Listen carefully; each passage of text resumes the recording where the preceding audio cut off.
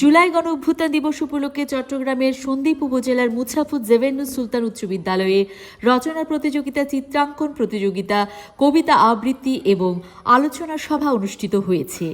অনুষ্ঠানে বিদ্যালয়ের শিক্ষার্থী, শিক্ষক, অভিভাবক এবং স্থানীয় গণ্যমান্য ব্যক্তিবর্গ অংশগ্রহণ করেন।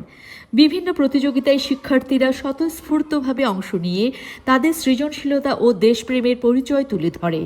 আলোচনা সভায় প্রধান অতিথির বক্তব্য দেন বিদ্যালয়ের অ্যাডহক কমিটির সভাপতি ও চট্টগ্রাম উত্তর জেলা যুবদলের ১ নম্বর ভাইস প্রেসিডেন্ট ফোরকান উদ্দিন রিজভী। তিনি বলেন, জুলাই গণঅভ্যুত্থানের চেতনা নতুন প্রজন্মের মাঝে ছড়িয়ে দিতে শিক্ষা প্রতিষ্ঠানে এ ধরনের আয়োজন গুরুত্বপূর্ণ ভূমিকা রাখে। তিনি শিক্ষার্থীদের দেশপ্রেম, নৈতিক মূল্যবোধ ও সুশিক্ষায় উদ্বুদ্ধ হওয়ার আহ্বান জানান।